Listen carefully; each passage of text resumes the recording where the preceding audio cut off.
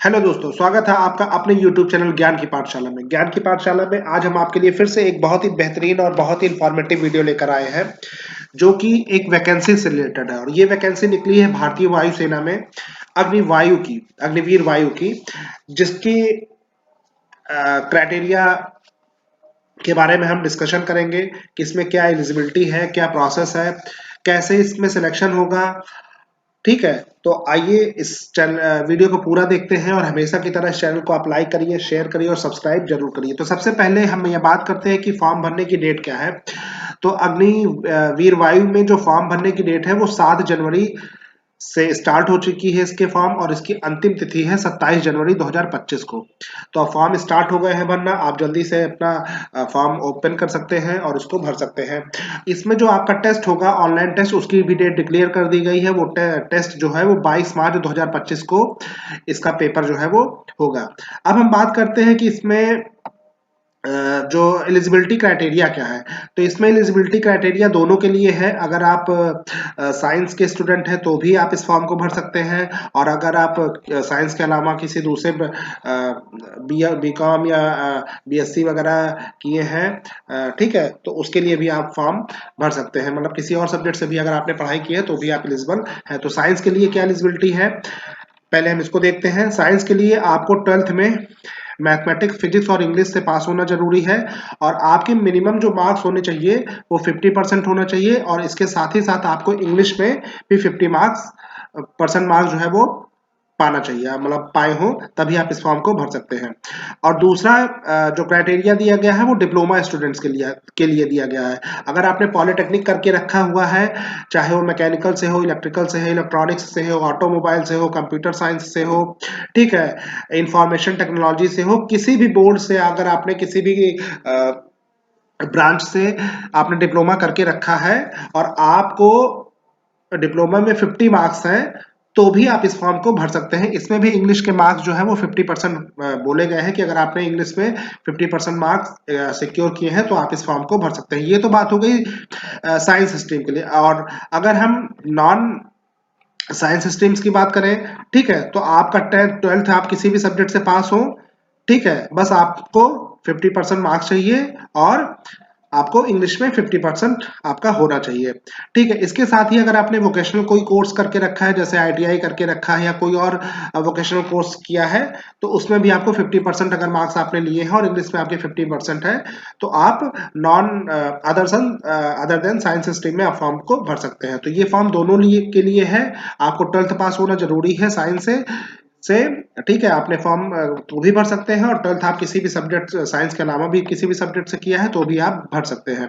ठीक, अब हम बात करते हैं कि एज कितनी होनी चाहिए। तो आपको की एज जो है वो 17.5 साल से लेकर 21 साल तक होनी चाहिए। मतलब आपका जन्म जो होना चाहिए वो 1 जनवरी 2005 से लेकर 1 जुलाई 2008 तक के बीच में होना चाहिए। मतलब इन दोनों डेट्स को भी कंसीडर किया गया है कि आपका जन्म 1 जनवरी 2005 से लेकर 1 जुलाई 2008 के बीच में है, तो आप इस फॉर्म को भर सकते हैं। मतलब अगर हम देखा जाए तो 17.5 साल से लेकर 21 साल तक की एज जो क्राइटेरिया है वो इसमें दी गई है। ठीक, आगे हम बात करते हैं कि मटेरियल स्टेटस क्या होना चाहिए। तो आपको ये फॉर्म जो है सिर्फ अनमैरिड कैंडिडेट्स के लिए है। आपकी शादी नहीं होनी चाहिए। अगर आपने आपकी शादी हो गई है तो आप इस फॉर्म को भरने के लिए एलिजिबिलिटी नहीं रखते हैं। ठीक है, तो ये तो बात हो गई हमारी एज की, क्वालिफिकेशन की, ठीक है, मटेरियल स्टेटस की।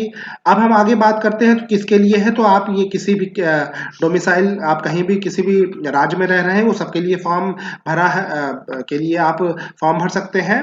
ठीक है, साथ ही साथ अगर आप एयरफोर्स डिपेंडेंट है, सीओ और एएफपी में आते हैं, तो भी आप इस फॉर्म को डाल सकते हैं। अब हम बात करते हैं थोड़ा फिजिकल, जो इसमें रिक्वायरमेंट मांगी है उसमें हम बात करते हैं। तो मेल कैंडिडेट के लिए जो आपकी हाइट मांगी गई है वो मिनिमम 152 सेंटीमीटर आप होनी चाहिए, और फीमेल कैंडिडेट्स के लिए भी 152 होना चाहिए। हालांकि फीमेल कैंडिडेट्स को जो पहाड़ी क्षेत्रों में रहते हैं या नॉर्थ ईस्ट वगैरह में रहते हैं तो उनके लिए थोड़ा रिलैक्सेशन दिया गया है।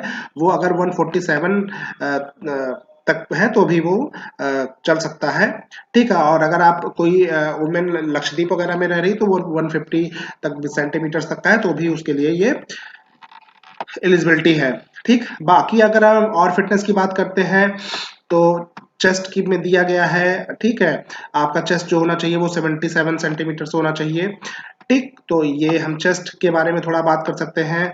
हियरिंग अच्छी होनी चाहिए, डेंटल आपके अच्छे होना चाहिए, ओवरऑल मतलब अगर हम देखा जाए तो आप एक गुड हेल्थ आपके पास होनी चाहिए, शारीरिक क्षमता आपकी अच्छी होनी चाहिए, ठीक है। आई साइट की अगर हम बात करें तो 6/6 दोनों आंखों की होनी चाहिए, और करेक्टिव अगर चश्मा वगैरह आप लगाते हैं तो उसके बाद 6/6 हो तो भी आप इस फॉर्म को भर सकते हैं, ठीक। अब हम आते हैं टर्म्स एंड कंडीशन क्या है कि अग्निवीर वायु की।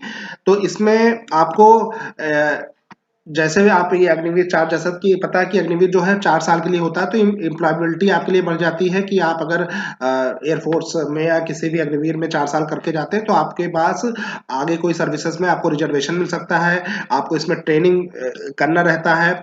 लीव की अगर हम बात करें तो आपको एनुअल 30 दिन की इसमें छुट्टी मिलती है, और अगर आप बीमार पड़ते हैं तो जो वहां की पॉलिसी है मेडिकल फैसिलिटी, वो मेडिकल फैसिलिटी भी आप इसमें पा सकते हैं। इसके साथ ही साथ आपको मेडिकल के साथ साथ आपको सीएसडी जो कैंटीन की फैसिलिटी होती है सर्विस के दौरान, वो भी आपको पूरी तरीके दी जाएगी, जैसे बाकी सर्विसेज में दी जाती है। आपको पे दिया जाएगा, अलाउंस दिया जाएगा, ठीक है। जो भी कंपनसेशन वगैरह एलटीसी वगैरह बनती है वो सब भी आपको इसमें दिया जाएगा। अब हम बात करते हैं कि इसमें सैलरी कितनी मिलती है, जो कि इस अग्निवीर का सबसे इंपॉर्टेंट पॉइंट है। तो इसमें जैसे कि मैंने बताया कि ये 4 साल की ये ड्यूरेशन है। तो पहले साल जो आपको सैलरी मिलती है वो आपको 30,000 रुपए मंथली जो है वो आपकी सैलरी मिलेगी, ठीक है। मतलब पहले साल की सर्विस में हर महीने आपको 30,000 मिलेंगे, जिसमें से 9,000 रुपए आपका कॉर्पस फंड जो है 30% वो आपका कट जाएगा, 9,000, और इन हैंड सैलरी आपको 21,000 रुपए पहले साल मिलेगी, ठीक है। दूसरे साल जो ये सैलरी है वो 30,000 से बढ़कर 33,000 रुपए हो जाएगी, और इसमें आपको इन हैंड सैलरी 23,100 रुपए मिलेगी, 9,900 रुपए आपके कॉर्पस फंड में कट जाएगा। थर्ड ईयर की अगर हम बात करें तो ये सैलरी फिर 36,500 रुपए हो जाती है, और जिसमें आपको इन हैंड सैलरी 25,550 रुपए मिलेगी, और फाइनल ईयर जो फोर्थ ईयर रहेगा उसमें सैलरी आपकी बढ़ के 40,000 रुपए हो जाएगी, और इन हैंड सैलरी आपकी 28,000 रुपए आपको इन हैंड मिलेगी, जिसमें से 12,000 रुपए आपका कॉर्पस फंड के लिए कट जाएगा। कॉर्पस फंड में जितना पैसा कटता है आपका जिस ईयर में, उतना ही पैसा गवर्नमेंट पर मंथ आपका अपना कंट्रीब्यूट करती है, और लास्ट में जब आपका फोर्थ ईयर कंप्लीट हो जाएगा, ठीक है, आप की सर्विस खत्म हो जाएगी 4 साल के बाद, तो आपको कॉर्पस फंड में जो भी पैसा आपने दिया था और सरकार ने जितना पैसा मिलाया था उसकी वैल्यू करीब करीब 10,04,000 रुपए बनेगी, और ये पैसा आपको उस समय सर्विस पे मिल जाएगा। तो इसमें आप सैलरी दे सकते हैं, ठीक है। अब इसमें इसमें एक चीज आपको बता देना चाहता हूँ कि यहाँ पे कोई पीएफ अकाउंट का कॉन्सेप्ट नहीं है, यहाँ पे आपका कोई प्रोविडेंट फंड वगैरह नहीं काटा जाएगा। अब बात आती है इंश्योरेंस की। अगर सर्विस के दौरान किसी प्रकार की कोई दुर्घटना हो जाती है, किसी की कोई शहीद हो जाते हैं या किसी की मृत्यु हो जाती है, तो उस केस में भी आपको 48 लाख रुपए का इंश्योरेंस है, जिसमें आपको कोई कंट्रीब्यूशन नहीं देना है। आगे देखते हैं तो इसमें आपको एक स्किल सर्टिफिकेट सर्विस खत्म होने के बाद मिलेगा, ठीक है। और इस स्किल सर्टिफिकेट का काम क्या है कि जब भी आप फर्दर किसी जॉब के लिए एप्लीकेबल करेंगे सेना में, तो आपको उस पर 25% का रिजर्वेशन जो है वो दी जाएगा, आपको प्राथमिकता दी जाएगी। इसमें एक चीज ये भी है कि अग्निवीर में आपको एक्स सर्विसमैन का स्टेटस जो है वो नहीं मिलता है, जैसे कि बाकी पहले मिलता था कि मिलिट्री में हो तो एक्स सर्विसमैन का स्टेटस मिल जाता था, तो वो चीज इसमें नहीं है। ये चीज आप इसमें ध्यान रखिएगा, ठीक। तो ये सब कुछ इंपॉर्टेंट पॉइंट्स है। अब हम बात करते हैं कि इसका सिलेक्शन प्रोसीजर कैसा। तो सिलेक्शन प्रोसीजर की अगर हम बात करते हैं तो पहले इसमें 3 फेज में ये परीक्षा कराई जाएगी। फर्स्ट फेज में आपका ऑनलाइन टेस्ट होगा। ऑनलाइन टेस्ट में क्या है कि अगर आप साइंस स्ट्रीम से भर रहे हैं तो 60 मिनट का पेपर होगा, जिसमें फिजिक्स, मैथ और इंग्लिश जो है वो इंटर के लेवल का पूछा जाएगा।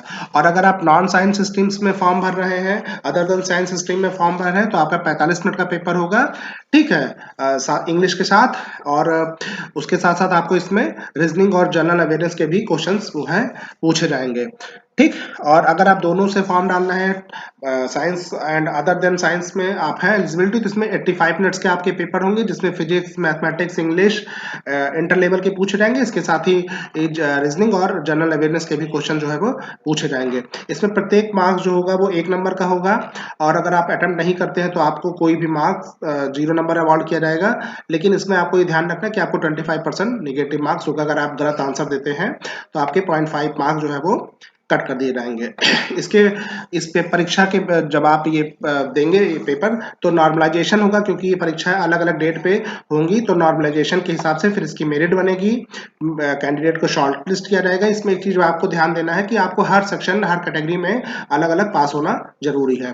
फर्स्ट फेज में पास होने के बाद आपको सेकेंड फेज के लिए बुलाया जाएगा, जिसमें आपका डॉक्यूमेंट वेरिफिकेशन होगा, और डॉक्यूमेंट वेरिफिकेशन के साथ आपका फिजिकल टेस्ट जो है वो, ठीक है, ये 2 चीजें होंगी। तो आपको डॉक्यूमेंट वेरिफिकेशन में ये याद रखना है कि जब भी आप डॉक्यूमेंट वेरिफिकेशन जाएं तो आप अपने जितने भी सर्टिफिकेट्स हैं, हाई स्कूल के सर्टिफिकेट्स, इंटर के सर्टिफिकेट, ठीक है, इसको ओरिजिनल आपको ले जाना है। साथ ही साथ आपको इसकी फोटोकॉपी 4 सेट में बनवा के ले जाना है।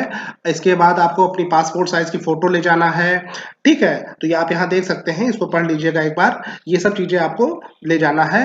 साथ ही साथ मतलब कुल मिला के जब भी आप फेज 2 के लिए जाएं तो आपके पास सारे ओरिजिनल सर्टिफिकेट आपके होने चाहिए, साथ में उसके 4-4, 5-5 फोटो कॉपी होने चाहिए सेल्फ अटेस्ट के, और आपके पास पासपोर्ट साइज की फोटो भी 8 या 10 आप इसको अपने पास ले जाएं।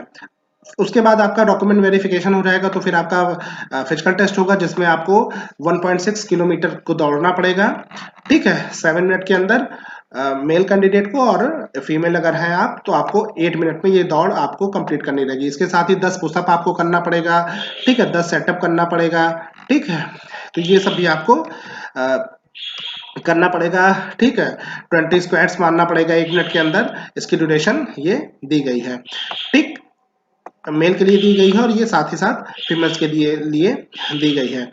जैसे ही आपका ये पीएफटी हो जाएगा, फिजिकल टेस्ट हो जाएगा, तो आपके लिए एबिलिटी टेस्ट, अडॉप्टेबिलिटी टेस्ट होता है 1, और अडॉप्टेबिलिटी टेस्ट होता है 2। इस दोनों को पास करने के बाद आपका थर्ड फेज स्टार्ट हो जाएगा, जिसमें आपका मेडिकल कराया जाएगा, जो कि एक मेडिकल बोर्ड के द्वारा कराया जाएगा। वो आपके सारा जांच वगैरह जो है वो चेक करेंगे, और आपको फिजिकली अगर आप फिट पाते हैं तो ये जॉब आपको ऑफर कर दिया जाएगा। अब हम बात करते हैं कि इसको अप्लाई कैसे करना है। तो फॉर्म की ये डेट, ये इसकी साइट दी गई है, ठीक है, अग्निपथ वायु.cdac.in पर, इस पर जाकर आप अपना फॉर्म जो है वो सबमिट कर सकते हैं। क्वालिफिकेशन मैंने पहले ही बता दिया है कि आपको जब आप फॉर्म भरने जाएं तो आपके पास 10th की मार्कशीट होनी चाहिए, इंटर की मार्कशीट होनी चाहिए, आपके डिप्लोमा के सर्टिफिकेट्स होने चाहिए अगर आपने डिप्लोमा करके रखा है, ठीक है, आपका thumb, left hand thumb impression होना चाहिए, फोटो होनी चाहिए। इसकी साइज दी गई है 10 KB से लेकर 50 KB तक। आपका सिग्नेचर, इम्प्रेशन, ये सब जो है वो मांगा जाएगा। अब हम बात करते हैं कि इसकी फीस कितनी है। तो एग्जामिनेशन फीस, आप चाहे जनरल कैंडिडेट हो, चाहे SC हो, OBC हो, ST हो, सबके लिए इसकी फीस जो रखी गई है वो 550 रुपए जो है वो रखी गई है। 550 रुपए आपको पे करना है, चाहे वो आप ऑनलाइन पे कर सकते हैं, जीपे कर सकते हैं, क्रेडिट कार्ड, डेबिट कार्ड, जिससे जो भी आपके पास सुविधा हो आप उससे इस फॉर्म को भर सकते हैं। तो ये बहुत अच्छी वैकेंसी है, जो भी बच्चे डिप्लोमा करके रखे हैं, डिप्लोमा वालों के लिए बहुत अच्छी वैकेंसी है। कई बच्चे पुलिस परीक्षा में पार्टिसिपेट करते हैं और विभिन्न तरीके फोर्सेस में जाना चाहते हैं। तो अगर आप भी वायुसेना में आप भर्ती होने का आपने सपना रखा है, तो ये वैकेंसी आपके लिए बहुत इन्फॉर्मेटिव, बहुत ही अच्छी वैकेंसी है, जिसमें आप जाकर अपने देश की सेवा कर सकते हैं। तो हमारा वीडियो आपको कैसा लगा, लाइक और कमेंट करके जरूर बताइएगा, और हमेशा की तरीके वीडियो को लाइक करिए, शेयर करिए और सब्सक्राइब जरूर करिए। Thank you.